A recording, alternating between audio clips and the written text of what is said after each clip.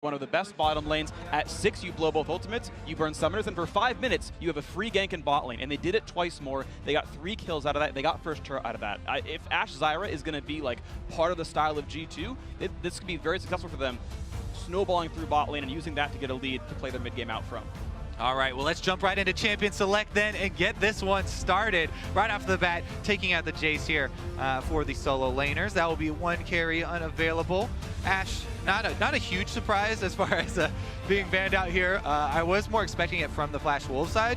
But one thing that we have also mentioned about Betty, in addition to kind of building fairly defensively with maybe early QSS buys, a lot of people are doing the Ninja Tabbies nowadays. He has also played mostly the Ashe, Varus, and Jhin, those sort of the old guard of the utility AD carries. Yeah, utility AD carries is something that makes sense, right? If you look at Flash Wolves, their core has always been like their mid-jungle support. They've been trying to find the right AD carry, and then they have a Stake-esque top laner, whether it's Stake himself, who now moved to coaching, or it's MMD, who is kind of sink or swim, just kind of survive in the top lane, but it's mostly bottom side focused, and then those picks have good value. Yeah, and it does seem right off the bat here from Flash Wolves' side that they're trying to protect MMD a bit. They definitely felt the burn after that first series that they had, and they're trying to ban out some of those carries you talked about for Expect. And G2 was actually doing something similar versus SKT. They were doing the kind of same style of bans against Huni. You know, they respect the pecking order right here. You know, Expect has to respect Huni. Huni is definitely the top of the pecking order. Yeah, and MMD has to respect Expect here in the pick and ban. Well, we'll see what kind of respect's going to be coming out of this one. The early pick Lulu is the hover, and back in North America, that was pretty much the entire way through the playoffs. We'll see what actually comes out of it, though. I'm very interested to see if G2 will go for an early round Varus here, because I talked about, Betty very, very heavily focusing in on those utility AD carries, and Jhin has really fallen out. I'm definitely not a big fan of the Jhin, but it's no AD carries so far, and Crumbo's super happy about double shield. Yeah, nobody wanted to, I was going to jump in. I was like, no, I'm going to let my co-caster finish here, because I want to say, like, I want to see Karma Iron here, because I think it makes a lot of sense for Sven protection here. If anything we've learned from watching SKT in the finals is that you don't give Karma and Lulu to the same team, and then you may as well index very deeply there. The Graves ban maybe telegraphed the Iron pick as well, because that was one of the main reasons Graves came back into the meta early in the season. It was to combat exactly that Iron. At the same time, you're playing against Karsa, who's... You can make the case, though it's maybe a bit of a stretch, the best jungler in the tournament. He's definitely in that top echelon of world-class junglers, and you have the top 2 banned away from him, maybe to limit him somewhat, and he's now hovering on a Rengar, who, after most recent nerfs, I feel like is only situationally good, and we'll see if he can make an impact on it. Yeah, Rengar definitely did feel the last round of nerfs, and we've seen a lot more junglers go with purely a 1 quadrant clear to an early back for him. It both protects your Krugs from being stolen, as well as deals with how low that he does get into the jungle right now.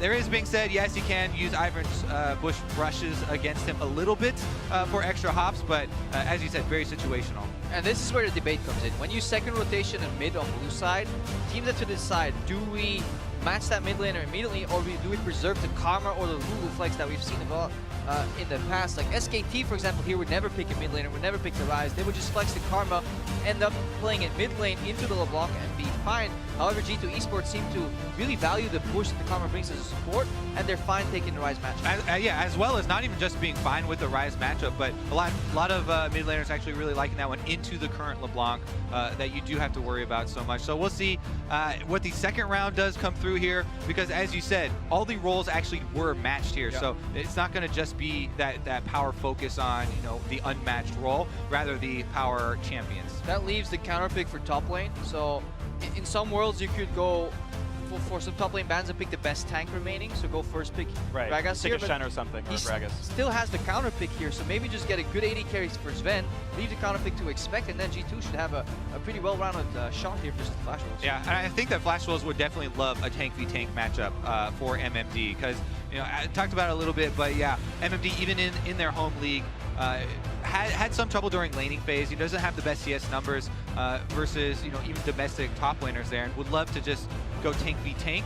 Has definitely more confidence in those trading matchups on the top side, and it looks like he might be able to get that. Yeah, they should ban Gragas here, or they leave both Gragas and Nautilus up, and then Gragas is the best remaining pick. I think G2 are probably going to switch it up and just first block in top laner, because 1, 2, 3, Shen is still available. 6 banned. Okay, yeah, but Shen has been nerfed. Well, Shen's going to get played up anyway, and yes, this does leave Gragas and Nautilus as the two probably premier tanks left over, aside from the Shen ban. Both teams were panning away the somewhat situational, like, non-tank top laners that those players still played. They said, okay, here we go, bring us the Nautilus, bring us this, and with that double shielding team, the supportive jungler and the shielding support here going to be played by Mithy. Looks like Sven's going to be on a high damage champion, had hovered Twitch before, and actually, they're going to wait until they see the comp. It's trolling me. What's it going to be? It's going to be the Caitlyn. High damage, very safe, and a lot of lane pressure. Yeah, there are a lot of options to go with here. Caitlyn obviously also benefits pretty heavily from the Ivern Brush, but I definitely want extra survivability when I'm against the combo of a Rengar Lulu. That's the other thing there. Lulu, everyone always focuses on how she can, soup up the hyper carries there towards the late game, but it is definitely still super scary with the Rengar, and one of the combos that you can use to still bring that champion out even after the nerfs. What's weird to me, though, is they actually rushed the Caitlyn because Betty's always going to pick Varus here in this champ select. It's pretty much all he plays so far this split, and you can see more of what your opponents are playing. So this says, to me, if you're G2, that they're hoping to counterpick in some small way top lane. Either Gragas is not the best top laner, or they have something they want to play into the Gragas, because otherwise I don't think Caitlyn goes away, and you can pick your picks at a different order. Yeah, at the same time, though, for Sven, he probably values Caitlyn over Varus in the same way. He's like, it's a better pick, a better fit here. But I definitely agree. Would have loved to see just Gragas first, because I feel like Gragas always has the edge in the Gragas-Nautilus matchup, especially with the W max. Yeah, I mean, how secure do they feel in their scouting of Betty that he'll stick to the pattern, right? Yeah. Well, Betty's played exactly one Caitlyn game all year, and it was 12 Varus, yeah. and it was a loss. And we saw that Caitlyn game, and it was not that pretty. Yeah. All right, here we go, though. It will be the double shields coming in and a strong front line for G2 to try and fend off the Flash Wolves with the Rengar being at the pilot. All right, two threats on G2. It's all about Perks and Sven, the letter Z synergy, if you will. And you expect Sven and Mithy to have a very good laning phase. I like those two in a 2-on-2. They should have the push lead, I feel. Of course, Crappy, you're the better bot laner than I am, but it looks pretty solid for them. And they had gotten their lead through bottom lane against SKT. And if this is the format they are on, if this is how they play in 7.8, the patch that we are on right here, then if that's their style, then maybe it can work for them. And I always want to jump to jungle conversation, especially for the early game when Ivern is in the game, because Ivern can do so many more unique starts and force specific jungle pass on the enemy, especially if you do have a bottom lane like a Caitlyn Karma that has such good, pushing from very early on from the bottom lane. There's so many different opportunities that you can use with the instant camp steal there from Ivern to try and force your enemy jungler into your hands, and that's something that WE did very early on there with Condi making very early moves against Karsa. We'll see if this is going to happen here. Always fun to watch what Ivern's can do in this one. Rengar typically does get a bit lower in his clear. Not that Ivern's going to fight him in the invade, but maybe it makes it a bit safer when that kind of stuff happens. Definitely not going to fight him. Ivern's 1v1, not exactly the power of that champion, but maybe when you have some backup, it makes him a bit more scared. We'll see what happens as the players are getting ready for their second and final for these players game of the day. Of course, there are two more to be played after this one, as the remaining 4 teams will play a second game. You have the champions, the rosters up above the players. And we'll see what these teams can do into this one. Both of these teams did lose their first game of the series, but it is important that these squads make it into the top 4 by the end of the group stage and give their teams and give their regions a pool 1 seed at the World Championship. Top 4 at the bare minimum is what you need here at the Midseason Invitational. G2 and Flash was hoping to represent their regions to do so. Yeah, and these are two of the teams with some of the most to prove here at this MSI. This is the first international tournament where Flash Wolves have been given a lot of credit heading into this tournament and being placed very high by many analysts, and everyone's gone over G2 and their redemption story. Yeah, and G2, they spot the same invade that got them the success against Faker right there. The 5-man from mid lane diving in the side to surprise the 5th scout there in the banana brush. So Flash Wolves, they get pushed back and we get a standard start.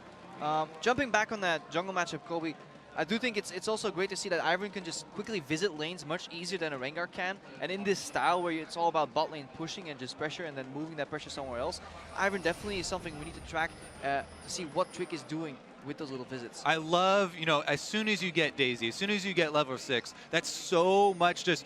It's a giant glob of health that you can use to push, 20% of a tower's health. Just head into lane, like you're saying, use the extra range from the brush and get a lot more damage. And it's these small incremental leads in tower health, or in an extra wave push to buy back timing for your laners that really add up. And those are the things that culminate in the big objectives. Yeah, in terms of bot lane, the first Karma Mantra Q is something we'll have to track.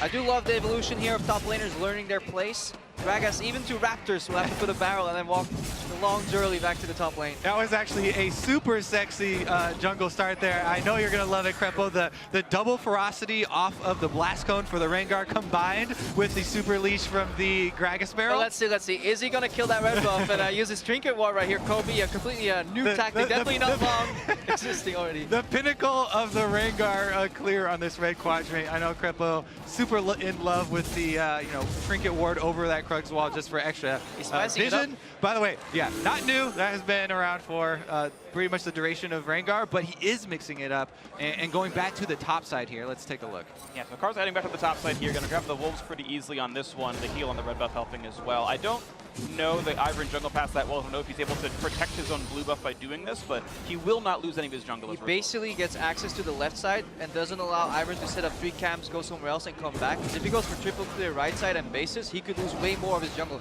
He's essentially securing 2 out of 3 camps on his left side now. But also, Trick on the same side is not even going for the aggressive, thieving Ivern route. This is the power clear, very, very quick level 4 Ivern route. We've seen this a whole bunch in the North American LCS. Just smiting the blue, clearing that, prepping that whole side, and then moving back over to clean up every single camp that he has already prepped. Extremely fast full clear for the Ivern, and then you can get out onto the field feeling a lot more confident. Here comes the first vision on Karsa, and they'll be alerted to his movements. Yeah, also playing with respect, popping an extra brush in the already existing brush to make sure the Rengar isn't just magically invading. Not going for a risky invade on Karsa, because G2 know if they play their standard game, as after watching Flash Wars earlier, they should definitely have a shot.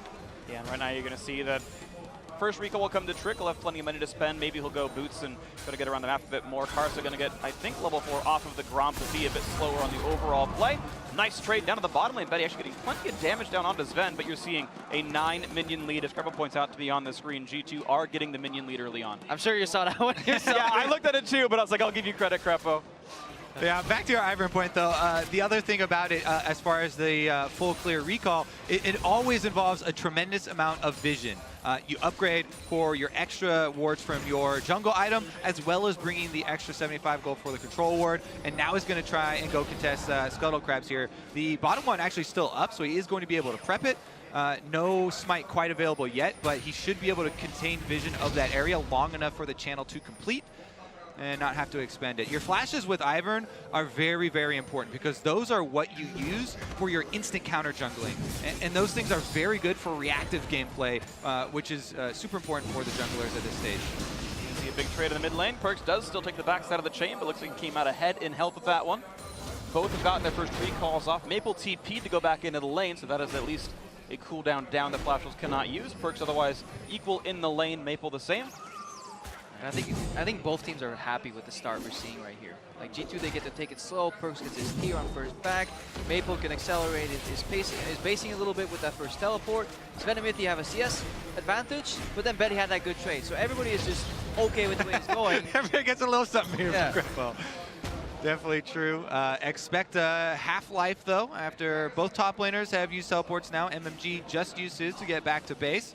Not unless the expected shove and then roam down to mid lane here for a little bit of a look. The classic Hanser roaming from top lane. Root, there's the anchor and a lot of damage on Maple. Forced to flash away and expect flashing to do nothing for the follow. I think he had already autoed, so what's he going to get out of that one? Missing a summoner spell now as expect. Yeah, until that extra expenditure of the flash from expect, really good setup and what to expect, right? Really good setup here from Perkz. You talked about him going for the guaranteed plays, right? You set him up with the Rune Prison, sets up a very easy anchor there. And that is going to put some pressure on Maple. Here comes Trick to actually help push the wave as well. And this is what Trick has always been good at, is just kind of visiting lanes and pushing up. Trick, even in last year's games, wasn't the most gank-heavy jungler. He was just trying to maximize efficiency. That's why G2's early games often were a tad slow, because camping in a brush for a long time to set up a gank isn't really Trick's style. He'll try to maximize his camps in between helping his lanes. Nice juke by Betty, gets away from the Peacemaker right there. Pretty important. Otherwise, the bot lane's trading more closely to equal. Interestingly, Betty is going for the more aggressive of the keystones. Pretty much everyone does go further. I think Caitlyn can easily get away with it. If you're against the aggressive lanes, sometimes you want to consider Warlords if you're Betty, but Fervor will be more damage. And he's actually managed to tie up the score pretty much. And looks like everything's going to be okay for the Flash Wolves bot lane, despite seeing the early lead for G2. They're also running the Ignite. That also helps just kind of cover that disadvantage maybe. If you want to go sustain, usually if your support's running Ignite, you get a little bit more pressure in that lane, allowing you to get away with maybe some greedier choices. Yeah, I actually love that the recent nerfs to Exhaust did open up a lot of space for Ignite in the bottom lane. For G2, they're definitely taking the Exhaust still for the assassins that Flash Wolves are fielding at the moment. Not only are Karsa and Maple star players for this team, but they are both at the head of very, very potent assassins. We just saw a little thing done by Perks right here. You get, I think it's 1 minute for the Ivern's buffs to stay on the ground before they will time out on their own. And Perks says, I will recall first. I will maximize the duration of the blue buff by grabbing it later on the back half of that 1 minute timer, so that I have it for a bit more time on the map. I needed to recall anyway. Getting some magic resist going towards the early Spectre's Cowl to survive the Maple matchup. One thing to be said though for this game, Flash Wolves definitely have a vision advantage at the moment. And Trick is sort of fighting this war kind of by himself at the moment, as everyone else is kind of pinned down. Flash Wolves, not huge moves that they're going to be able to make with this, but you have to worry because it is such, a step-by-step process in trying to get that vision back. And this early Iron hasn't really been able to do anything, and I think Karsa's definitely happy there. Once this game moves into kind of 1-3-1 formation, Rengar, that's where he will shine, right? Like ganking these side lanes, especially when they get longer, a few turrets go down, so that may actually be what causes the first one, because both these teams seem stuck in kind of a gridlock, just lane, until the first gank comes out from Karsa. And something that we can see kind of put a break to this gridlock is, will Trick actually try and use this Daisy to either force some siege pressure on bottom lane, or even start up Drake? It's such a good tank for starting up Drake if you have vision, if you have control in this area of the map. As of right now, though, the control not there, so whoever does move in there first is going to be taking that risk. Yeah, great play for G2. Could be just grouping Trick and Perks together in mid lane, push out, roam to the bottom lane, pop Daisy, teleport comes out, and go for the bot lane party. The problem is, Flash Wolves, their bot side vision is usually pretty solid. Here we go, a little bit of pressure in the mid lane, nothing going to do much. Nice use there, Maple with the clone, blocking one of the Qs from Perks in the trade. Small things to get a little health advantages in those trades definitely do add up. Also have to keep your eyes on the purchase timings here. A bad recall at this moment, or a very big chunk in lane, can be the catalyst for forcing one of those moves like you're talking about, Crepo. Yeah. Not a fan of this Q-Max though on MMD in the top lane of the Gragas. I've seen Gragas so often dominate the Nautilus matchup with maxing W, going for a lot of trades in that melee matchup, but it seems like MMD just wants to have comfort in wave clear. Yeah, I mean, we've seen the Q-Max get more and more popular, but yeah, against the melee matchups, I tend to agree. I really do like the value of at least a couple extra points into the W. It's not going to happen right now, though, and it's actually Expect who's been able to wave clear first anyway, despite the higher ranked barrels, MMD, and you're going to see a nice little trade right there. Shields up, doesn't take too much damage, but of course the red buff means that Expect will be full health basically at all times, and just kind of inherent lane dominance as a result. Path is well protected though towards that bot side. If G2 ever want to make that roam, they'll have to walk to a Skullercraft, 2 wards and a control ward, whereas if Maple can find a way out of this mid lane ever, he will go pretty much undetected. Yeah, and the mid lane is actually pretty interesting because these are some very early pickups on the Mercury treads for both of the mid laners. That's a large amount of money to spend on Tenacity this early on. Yes, there is substantial crowd control on both sides, but kind of gives you a window into the mindset of both these mid laners at the moment. Yeah, there's 2 ways to approach it. You can go for the full Negatron approach, or you go a little bit more heavier on the mobility. I think definitely for Maple we can support these Merc treads. You're playing against Iron and Rise, and if we saw what Nautilus was doing too, if any Flash Snare gets comboed with follow-ups, you see, you're going to be so happy you bought those Merc treads. Exactly. He has bought time for his Flash to come back up. And Karsa, again, laying down that front line of wards. They still retain a little bit of an edge in that river. And we'll see how it pans out in the future. 200 gold lead right now for Flash Wolves as a team. As a fake clone going to the mid lane, and Perks goes, guys, LeBlanc's missing. But she's back in base, of course. Is it a fake clone or is it a real clone? A clone by nature is fake. I don't know. I feel like clones are actually real. I mean, there's a clone sheep running around named, I think it's Betty. That was a while ago. Betsy. It doesn't matter. It's really not important anymore. It plays in some league, and whether it's Betsy or Betty. I don't remember if you guys remember that story from like a couple decades ago. Regardless, we were not talking about clones. We were talking about League of Legends and Karsa back into the jungle. Both these junglers still level 8 right now, and it's just been Rise trying to farm. And I feel like if you're going to play defensively forever, stacking a Patir and a Rod of Ages is probably the one that wins that. Yeah, definitely. Loving these wards from Expect too. Every time a top laner can disappear and no longer be the selfish top laner, and ward just right next to your river, where you go deep in the enemy jungle, you neutralize threat that the enemy jungler poses, and you help your team. Funny that so often the top laners getting credit for those wards are the ones playing the Nautilus. Good shoving from him, though. Definitely well-deserved. And here we go. We are seeing the Ivern visit to the lane. Notorious. Not really full of action, but it definitely does get the ball moving here. You have been visited by the Ivern of lane push. Say thank you, Trick. But where's Daisy? Daisy has not graced us with her presence yet. And that doesn't. And if she doesn't come out, then they're not really committing to it.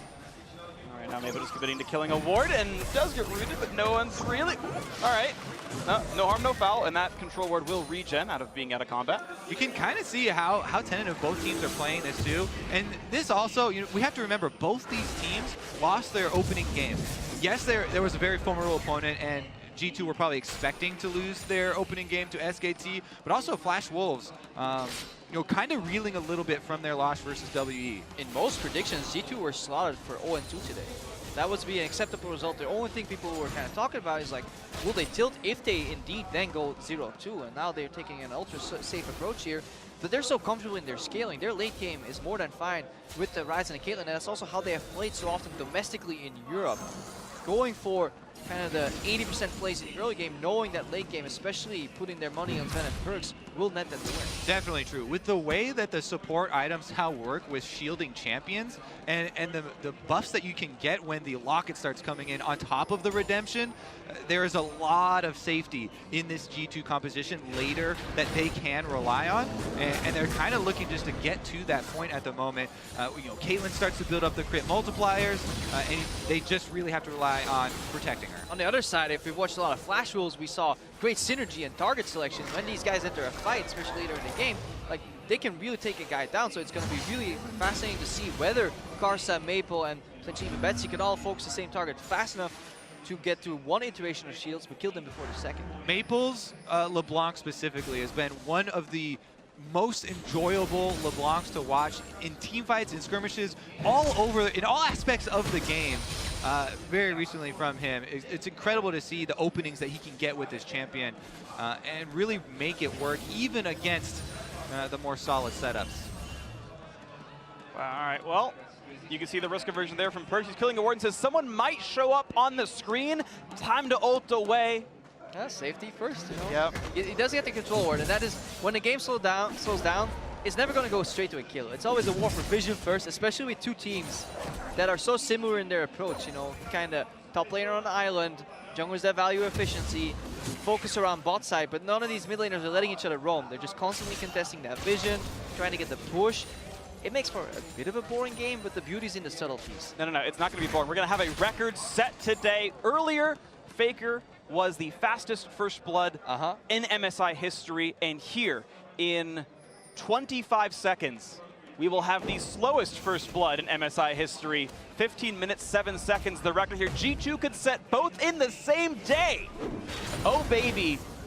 They're going for that Guinness Book of World Records strategy here. How many records can you set in a day world record? That's got to be a new one as well. Honestly, though, we should be setting up, the powder keg that could explode, right? This Flash Wolves team, when you look at it, you're like, yes, Freak's doing a very... We don't have the live crowd here in Brazil. Great dance there. Glad we don't have the camera on him. But, I mean, they've got Rengar post level 6 for quite a long time, and a double teleport set up for their solo laners with crowd control from the bottom lane. Like, there are a lot of options that really, could be the thing to really ignite this action. But again, still staying very safe. Another reason for that as well is that this is an Ocean Drake. It's not one of those Infernals to really force the early hand and force people into trying to take a bigger risk to go for it. Yep, Infernal definitely statistically the strongest, and it's going to be Perks taking another route, but with Merc Treads shouldn't dig too much on the backside. Yeah, as you can see every time, blocking with the clone. He's also able to get his Thunderlord's proc. Karsa, this vision coverage that we keep on mentioning, keep saying, oh, they've got this extra line in the river. They've had it for so long, and he moves in again with that control ward, easily able to secure this Drake for themselves. Yeah, Karsa. They're just going to take this opportunity to the base stand. They trade a dragon for a free base. Hopefully they then get a little bit more advantage later on, but Sven ends up staying there. The pressure is slowly moving towards the Flash Wolves. They're chipping away that bot lane turret. They're getting the river control. As Rengar is scaling up after some slight nurse on the Q. 7-7/7-8. That's something they will have to deal with.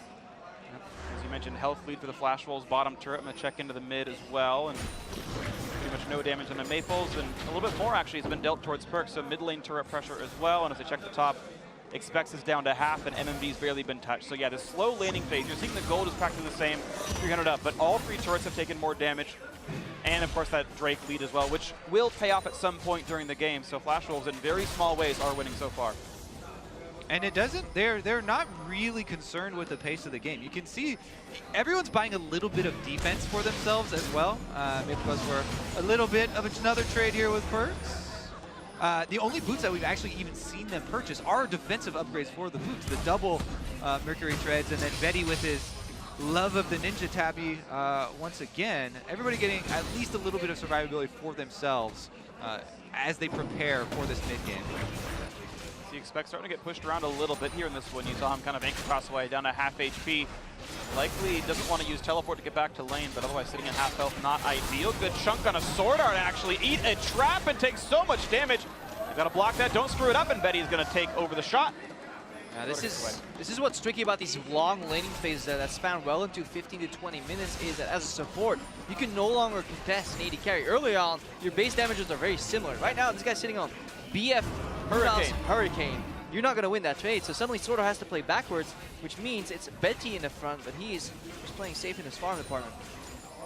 It is worth noting, by the way, that Sven is going for the Infinity Edge style build. We still see a lot of Ruin King Caitlyn. Of course, we don't see her much overall, but it also means that that champion will tend to outscale. The 80% IE crit Caitlyn is a machine gun of damage. Which, with two supports, is what you want to see. Exactly. As soon carry. as you mention Blade of the Ruin King Caitlyn, I'm grimacing like, oh, I do not want to see that. Have seen, but yeah, all right, here we go, action, baby. Ults it in, it's only trick in the front, but he's Whimsy just running out of HP, and talk about efficiency, delivers first blood to Karsa. Yeah, that's a communication error here by G2, because Perks was near Trick, they were going for it, but they probably said, you know what, the jungler's there, let's back out, but Trick did not get that memo, he gets delivered, and now suddenly 2 kills go towards the Flash Wolves. Wow, 2-0 out of nowhere, Flash Wolves pick them both up in the 19th minute. Huge mistake there on the miscommunication. You know, Trick did not get the abort call on that Rise ultimate, and it's still going on. Oh, Redemption's not going to do much for him, but he still will go down. The trade kill is best as it could have been.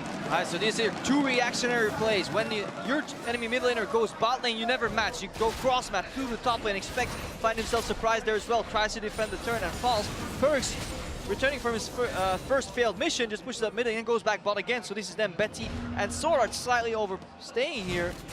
What a, honestly, comedy of errors. Huge key as well on top of all this though. When you take stock, remember that force on the top side from Flash Wolves, they've also netted the first turret. Big objective there, huge cash in on top of not only these kills that have been traded across. Yeah, what that does for the map state, Gragas can go bottom lane right now. He can hold that turret. LeBlanc can play on a long lane. Wenger can lane gang for the LeBlanc. And Varus and Wu are more than comfortable playing in the mid lane. And it is very important as well that the Gragas teleport was indeed used. All right, here, let's take another look at this replay though, as this was the spend and Minty going in for the lockout and Perks roam down bottom. Yeah, if you see your mid laner in the top lane, you should not be overstaying here. You should be happy that you already got the free donated Iron kill right there. So that is a mistake from the Flash Wolves. G2, they do take the only play they could make at the time after their mistakes, hoping to not get that gold deficit too big, but this is 3,000 gold for the Flash Wolves. Yeah, so now really we're looking at, will G2 be able to manipulate this teleport advantage that Expect now has into some sort of action for themselves.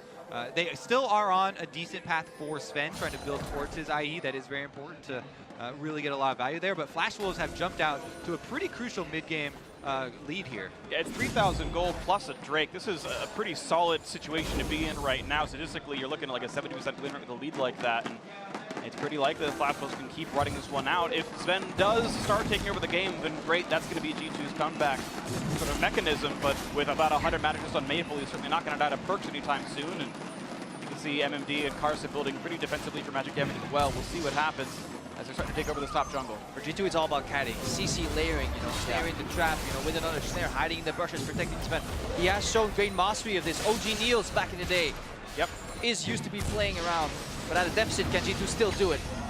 First, we'll see a cleanse comes out from Perks. He's going to try to get away, and Jukes backwards, goes into the redemption. He'll stay alive a bit longer, but here comes Karsa. He's got the empowered Bola, and that's going to be 4-1. Flash Wolves find even more. Yeah, Flash Wolves are rolling right ahead, and G2 still has some time to wait. The Infinity Edge and the Locket would come in at very similar timings for themselves, and that would be a big boost, but those are not there, and the picks continue to roll through for Flash Wolves. They've opened up the territory. Vision now just flooding into G2 territory. And that is the win condition for this Flash Wolves composition in the mid game. You know, put the LeBlanc on the side lane. Rengar either ganking for Gragas or for LeBlanc, meaning that if G2 respect this, they hug the turrets, and then even then, Flash Wolves could just move into the enemy jungle. Speaking of moving into the jungle, taking out Mithy pretty quickly, and that one barely gets away. Did empower his W to heal him up a little bit, and barely stayed alive. Flash Wolves still in control this one, 3,500 ahead. And they also have a lane priority in the mid lane with the Varus too, so everywhere G2 by now is feeling so pressured. And looking for pressure down on the bot side. It's expected a 1v2, knocked into the wall, rooted up by Karsa as well. Looks to run to the brush. Double stun comes in and expects hoping that his teammates can come by. Here's the Ivern, just going to be for the root. And the walk away Daisy here to buy a bit of time and expect actually going to flash. Unsure if needed, but did want to get away. A bunch of flashes being blown recently here by Flash Wolves, pressuring G2, and they're just setting them up for this big double teleport collapse play. Their double teleports come back off of cooldown now. Maple is just constantly creating pressure all over the map. He can transition into the split push with LeBlanc. Karsa easily gets up to pick up this extra Draken. Flash Wolves, this is kind of what people were expecting coming into the tournament.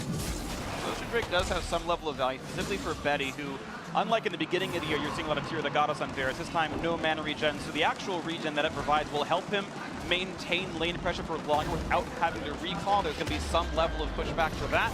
MMD able to split push the bot lane after forcing the flash away from Expect. Had some alone time, and now it is 2-0 in turrets. G2 have only gotten 1 kill all game. The only thing that gained the entirety of the first 24 minutes.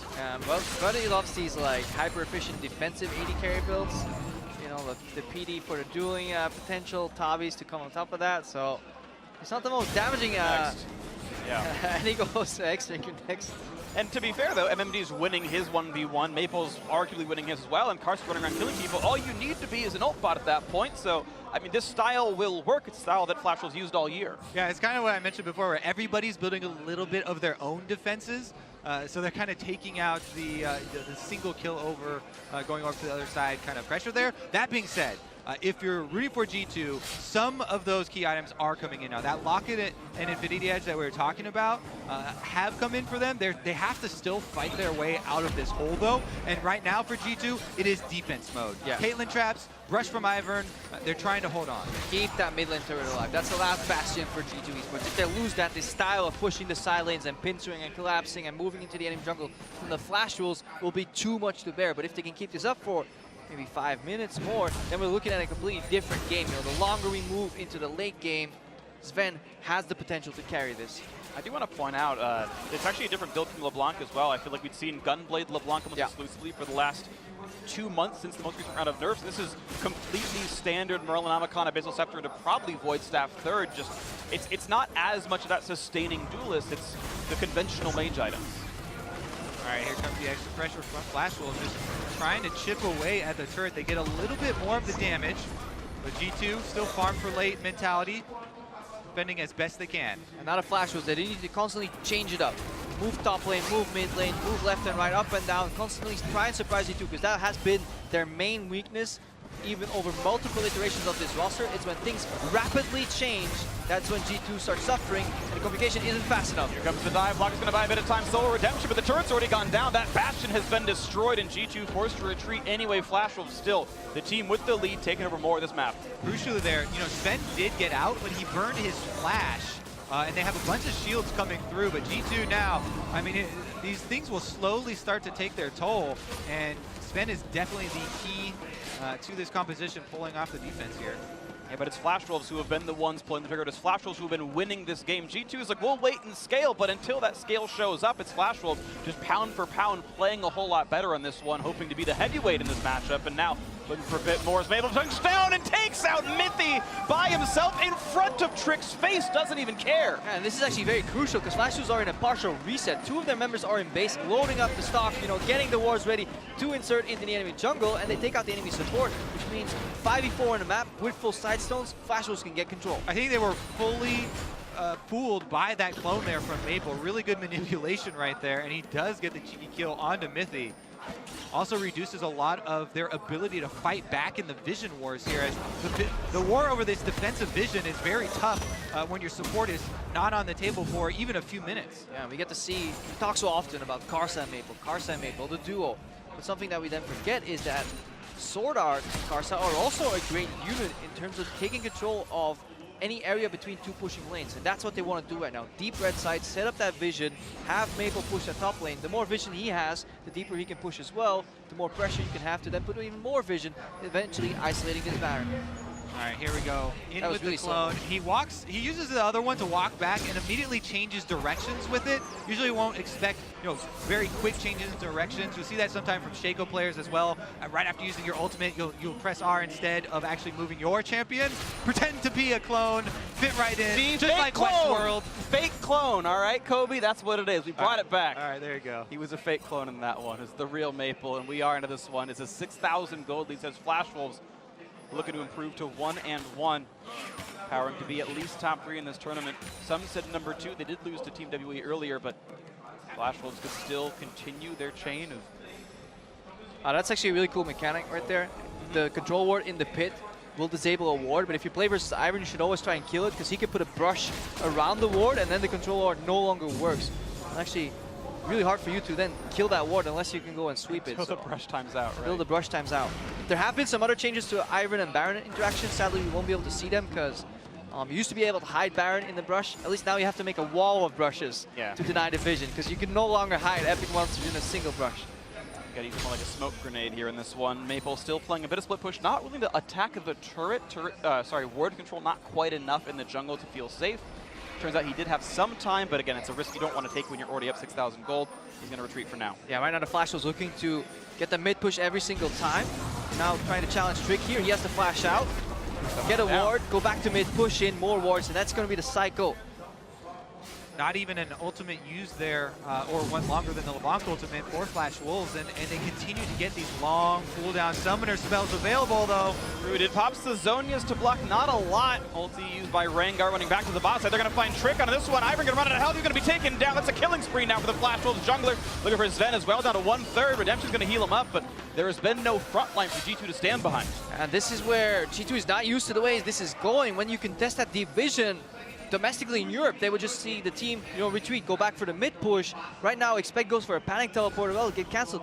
The Flash Wolves, they're just powering on through. They're going further than most teams would have, and they're really tunneling on these picks. Jungler dead means Baron Nashers the attempt, 6,000 health, and this one MMD waiting to push back the team. Maple buying some time against Perks, 5,000. Here comes the engage on a 1. They push then in a bit. He's cutting away. He's going to survive for now. He'll kill off 1, and he's safe in the back line. 1 for 0 so far. It's a 4v4. Expect rooted up, going to be taken out. No. Flashes first. MMD's going to chase in now. Maple still wants to find the target. A quick anchor in. They can take him out. He gets back just in time. Takes a summoner heal from Betty. Now MMD forced to run back half HP, and Flash Wolves are going to kite this one away, but G2 win a fight 4v5. This is what they were waiting for. Yeah, the composition really shines in these kite environments. When Sven has his flash, gets out of danger, does not get one shot. That is when this composition shines. You can use the 90 caliber, the multiple traps, have Nautilus peel for you, and then win that fight. Flash will have to disengage. Exactly. All eyes, are on Sven, and Karsa trying to dive him there, but such a good job by the front line holding everyone up so that it was just Karsa, and Sven was able to kite back there and take him Picks down. up Perks here, though. Maple, though. Gonna land the E, a lot of damage into this one. Perks gonna take a ton of punishment, could go down shortly. The brush, the locket gonna buy enough time, he'll stay alive. Plenty damage dealt, and of course Perks using up his cleanse to get away, but fair trade for Maple's teleport anyway.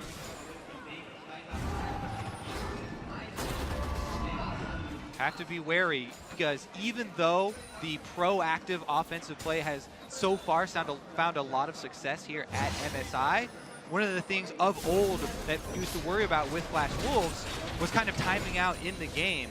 And G2 definitely are inching closer and closer to their goal. Yeah, so this is the initial play here. So often Perks would just be fighting here. Look at Expect, he's trying to save his mid laner, using teleport cancels it, and that just forces Trick to walk in the jungle. G2 were not ready for this play. And remember, they had just blown Trick's flash without having to use any long cooldowns of their own. So that's why they are rewarded with the kill there. MMD very close to getting spent right into the center of the team, but he is able to get out, uses the heal as well, and then they can kite. Then right after this play, an aggressive teleport gets used instead of straight sending MMD to the bottom lane. That was a macro error from Flash Wolves because they had about 2 minutes on that teleport where they have an advantage, but they had to push in bottom lane. And that was making them suffer. But right now they're trying to use that TP advantage. Pushing on a trick as well, plenty of damage up to him. He heals back up with Redemption, and MMD only going to get slow. If G2 can get the reset here, this looks really good for them because they have Expect pushing in the bottom lane. He now has the wave prio and he has teleport, but Mithy's going low. And Mithy's going to get dropped right away, and Maple will get away just in time despite the root. He gets away, and Redemption heals him back up to an acceptable level. Ocean Drakes will help on top of that one, and yeah, Expect can push the bot lane, but this is going to be another Baron attempt. Coming up huge there. Maple and Betty, they land the snare, able to get a crucial pick onto Mithy so that they can actually force on the other side of the map, and the teleport is started. It's a slow Baron so far, and G2 is contesting Maple half HP, so they have to reset. But at least they get Expect away from the bottom lane and they get his teleport. Flash was once again able to find that single kill and maybe learning the lesson from last time. So the team fight after maybe not one that they want. Sven can cut through that front line so easily, especially when it's the Rengar who does not have any armor. G2 though got their first turret of the game. So much of this gold difference is in this standing cold of these outer turrets. They've been getting lower and lower with every little minion wave that crashes down. Expect just before he teleports, builds up the minion wave just big enough, and they finally get their first one. That is some much needed cash that could really help inflate the counter move here. But Perkz actually gets circled in on. That's not going to be healthy for him in any way at all. Back through the turret, going to get rooted. There's no way out of this one. He flashes for it, and he's going to try to buy a bit more speed. And actually, look at this one. Perkz running for dear life, but Sorad is here, going to land the pick slow. Perkz going to find some way to get out. Needs to land one more spell. There he is. The shield not going to be cast in time. The stun from MMD's body slam kept him from doing so. And that is the kill picked up on the G2 mid laner. Thankfully for G2, Flash Wolves are not going to be able to have Maple at the Baron quite yet. He's rotating around for a snipe here. Another 4 versus 5 defense on this Baron. Can Flash Wolves actually pull it off this time? Missing one of the carries though. MMD in the front line gets the Lulu open. Doesn't get any CC from it. Really Expect tank in the front nicely as well. And this 4v5 is working out well enough. Maple on the front. He can't kill Sven easily though. Shields are back on. Nice chunk out. Mithy's at half. Now Maple had to flash out there. And it looked like they just used the exhaust on the Maple clone this time. He continually has them guessing with this LeBlanc, gaining so many cooldowns. But they're also just respecting him. They don't have time to figure out the half second or the second it takes, like, is this LeBlanc real? Because otherwise he will show you whether he is. They're immediately turning every single time either Maple or his clone shows up, they're turning because they can. Because they're in the right formation. Expect is soaking in the front, and there's just simply not enough damage. And that makes us question this ultra defensive build from Betty. Because how often has Betty been under pressure? You're playing against a kite comp that wants to protect their AD carry. You're not going to get hit as a Varus. Like, look what he's building. I mean, you can look at Karsa's build for the meta game that the Flash Wolves are playing, and Karsa built 3 Magic Resist items before he finally built himself the Warded spell. He does not have stats to deal with Sven. Speaking of stats, we did look at, regular season stats. Oh, never mind. Let's get back into some tank matchups here. Woo! Exciting tank matchup, Kobe. There was an AD carry. I know, you're right. Back to the stats, though. Looking at the regular season stats of Betty, he did have decent all-around stats, but something that does jump out is the amount of gold that he was given by his team compared to the amount of damage output. The percentage of gold was over the actual percentage of damage output that he had, which is very unique for an AD carry. And it's because a lot of his gold is spent on defensive items and not necessarily on being fully optimized as an offensive champion. And it doesn't really cost you when you're very close to smashing most of the games and winning all the games in your league. But if you do come up where you need that extra bit of DPS, it could. It's a question we were asking for MSI is, did Betting to step up to carry these games? We'll see as this continues on. A nice little attempted ulti just to buy some time, and it makes them reposition 3,000, 4,000 health, I should say, on a Baron. Perkz in the front line, not going to get body slam. Daisy tanks it up. MMD caught out. Down to 2/3. Redemption heals him back up to 3/4 and more. Quick knockup comes in, and Guardian Angel still on, though. Could mean MMD runs low. And look at how comfortable G2 has been. They've learned that these Barons will go down super slow here. They don't even have their tank here. They're playing without Expect. He was setting up the push in the mid lane, and Flash Wolves, I think they ran out of time. Betty built too slow. They don't have too many carries here. Maple was too passive, and right now G2 is taking over. Full difference, 4K stun into Betty. Nice wild growth, buys a bit more time, and he will not get taken out yet by any of the back line. MMD gonna lose Guardian Angel, the shields, the heals. It's not gonna be enough. GA popped. And what can they do against Maple, though? It's gonna be the clone once again taking some of the skill shots. MMD hooked in. That should be not quite the kill. They don't have the damage, just barely not. but G2 have control of the mid lane still, looking for mid lane tier 2. MMD must heal up first. Doesn't matter though whether they kill them or not because they have the sustained damage output. The only risk is great flanks, and as long as G2 is aware of where the Flashwolves flankers are, like Maple right here, they should be fine. 2 more turrets for G2. Now can they escape with their money? And MMD make the play happen. No explosive cast for about 15 more seconds. Gonna land another slow, which hits Trick. It's gonna be the root onto him as well. They've got a kite back. Sven's gonna get rooted. He just gets out of range in time, and now Carson's over the wall. Can't find him yet. Plenty of damage, though. Maple doesn't land the skill shots just yet, and Sven's gonna stay alive through the shields. The chase still on the top side. The kill does come through onto Trick, and Carson chases away Mithy. 1-for-0. The Flashwolves TP pays off. Incredibly important thing to keep your eye on in these team fights is something I've been trying to coin as the AD carry uptime, but AD carries kind of aren't a role anymore, so marksman uptime basically. Sure. But how much DPS Sven is able to get out while working around the crowd control that the enemies have to offer, and while they're kiting back, he's constantly throwing out the autos, procking the headshot, and trying to fend off Maple. Flash Wolves, though, after that hit onto Trick, are again back to the Baron. It's going down fairly slowly again, but they should be able to finish this one off. You know, G2 might get a stray Karma Q or something in there, but that would really be the only steal. Yeah, they lost their jungler, so this is the one opening the Flash Wolves were looking for in an attempt to peel for Sven. Trick maybe underestimated his own value to the team. That should have been expected trying to peel right there. So in that sense, losing your jungle is now worth protecting your AD carry if it's so heavily centered around this Nashor buff. And pushing power is something that Flash Wolves desperately needed to really kick this game into overdrive for themselves. We'll see what they do with the Baron buff right after we get back out of this replay. Like here, take a look. MMD trying to delay them, and the barrel barely gets the slow onto Trick. Yeah, expect wasn't there, but right now we're seeing the reaction Elder from G2 Esports. Looking to rush it down. MMD is nearby. Karsa's in smite range. Ulti is on. He's going to look for the play here, and this one explosive cast buys some time. Smite's going to go to Karsa. It's a 3-stack here in this one. Ulti's going to be in. A lot of damage. First kill picked off. 5v4. What can G2 get out of this? They are stronger despite the buffs if they can push in. Maple is still trailing them behind this river. It's definitely going to be hard for them to find an opening, but 4 versus 5 now. G2 no buffs, but the extra man advantage. But they achieved their goal. They see the enemy take Baron for free. They start reactionary Elder, and the only goal is prevent the Baron push in the next 2 minutes, and they do exactly that by taking down the key member in Karsa right there. 4v5s. Flash Wolves will not be able to win the fight with their ultra defensive builds. So again, we're stalling for a few more minutes. In the end, though, they did not come away with the actual kill on this dragon. Karsa gets inside, and him being able to secure that buff, while it does delay some of the Baron buff usage, now that Karsa goes back in here, we'll take a look at the smite. Wow. Incredibly close, yeah. 970. He just got back inside the brush there, hopping in, and he does give up his life through the CC chain. Good traps there from Sven, but it kind of ups the ante, because even though there's less duration on the Baron, it's also an Elder Dragon on top of that. And they really do have to worry about the extra damage coming through. There are some windows right here. Karsa was dead, just respawned. MMD's top him out teleport, and Perks does have the Realm Warp available. The flank play is a possibility. They can get behind Storyard or Betty. G2 don't find that opening, but the fact that Flash was pushed at all was probably a bit of a risk that didn't need to be taken. Betty now shadowing in the top lane, looking for the play on top lane tier 2. Should be going down without much of a hitch. G2's rotating, and Flash will play safe. Flash is trying to keep all 3 lanes pushing. They don't commit to the top turret, and the bottom one is going to stall out. Neither is mid, so they're waiting for the rest of the reinforcements to come up, slowly take down the secondary turret. G2 should be fairly okay with giving away secondary turrets and make their stand at these inhibitor ones.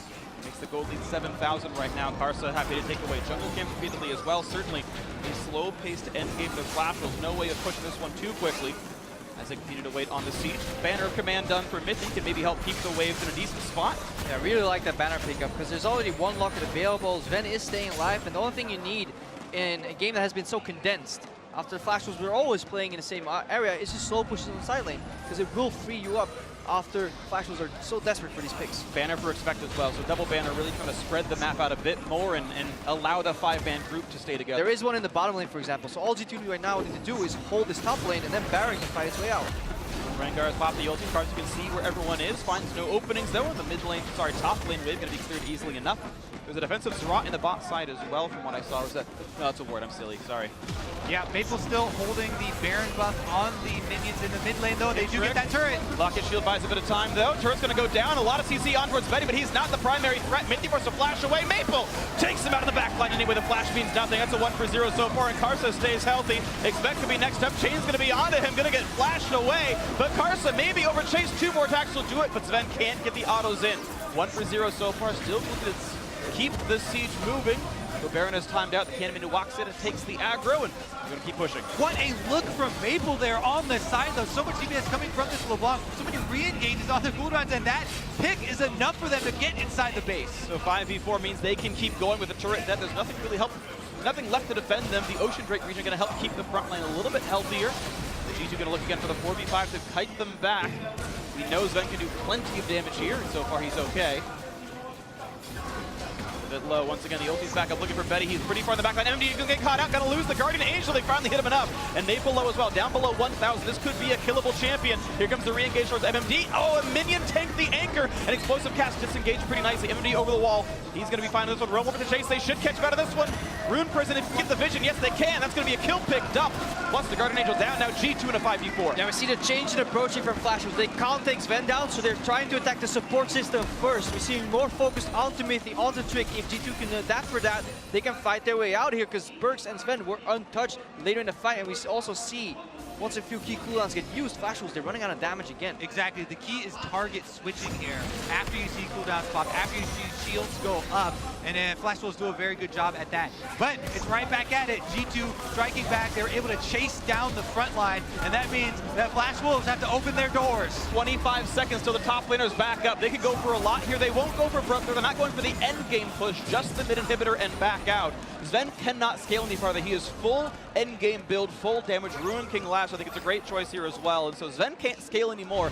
The rest of his teammates can get some items though. Yeah, but the team is being fed gold here with the bottom lane push. The turret in your minimap is falling, and here you see the chase potential as well. G2 have a great kite composition, but if they have a controlled fight, they can use that realm more aggressively, land these key CC targets in the front, and then chase the Flash Wolves down. Very good key realm warp there from Burks to secure that kill and open up the mid lane here. Now they actually have the inhibitor, the super minions coming down, a little bit of extra lane pressure for themselves. And we're on the verge of seeing potentially the favorite for second place in this tournament, deemed by a lot of analysts, start the day 0-2. Sure. G2, in a not so great way, pick up one of those games that they were actually slotted to lose.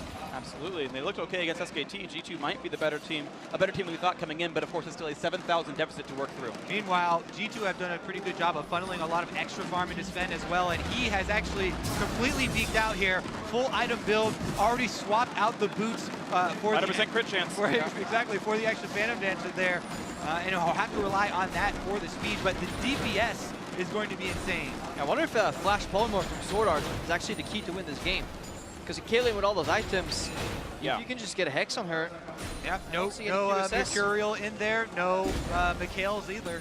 Yeah, Mikhail's an Iron. Okay, Iron hidden very well. They could have multiple supports. Deep in the forest, they hide the Mikhail's. And we're about to have the third banner of command as well, as Trick is building that one as well, which means he'll be full build, and running out of item slots is pretty much all of G2. So the gold lead stops mattering as there's only the support and half an item on the jungler left to build here in this one. G2 essentially are at endgame, and it's about Flash Wolves, whether their Drake buffs and their prior map control, though that's going away with the inhibitor deficit, can do anything about this, or if G2 are have now turned the corner and they're the ones with the lead. This is where it actually becomes interesting to watch teams that pile on so many supports. You get to see the difference between, good shield users and the poor ones. Here we go, they're starting up the Baron very quickly. Yeah, but dangerous though, because Baron eliminates one kite angle, so Flash was taking a good collapse onto Sven. He can only run up here. He can't run into the pit, for example. Yeah, they'd run into MMD. You can see he's sitting on that side, but gets jumped over with the blast cone. They can try to rush this one down. Maple on the backside, looking for the anchor in. They're going to find the damage on the Karsa. Root is there, but Sven's got to watch out for Maple. Kites back. There's going to be a stun on the Betty, pushing forward onto Karsa as well. Sven half HP. He's got to be careful. He's attacked on all sides right now. MMD not going to find the target, though. We're going to get lifesteal tanked as Burks pops Zonius to buy some time on the top side of the fight. It's going to be Sword Art knocked down. That's a 1-for-0. Make that a 2 as Betty falls as well. Sven jumping forward to make sure that can happen, and G2 in a 5v3. G2 safety in numbers, and they fight the wolves off from all angles there. Really good separation of the shields. Mythy shielding the top line while Trick on the bottom side there. They kept Sven up the entire time and never let let anyone get isolated for that focus fire from Flash Wolves, and now they're right up the middle. Maximum efficiency from these wind speakers as well. You know, 5 Karma shields there, looking for the base. Here we go, in towards it. The buffed up minions here as well. They're immune to magic. Maple in the front line. Garza into the back, can't do any. Nearly picks out Sven because of Maple's Q, but it's not going to be enough just yet. Turret number 1 going to fall. MMD running out of health. Could be the second one to drop, and that will be a Guardian Angel. No, actually the kill picked up. They're all dead. It's over, and G2 get the comeback upset win over Flash Wolves, improving to 1-1 to close out the first day.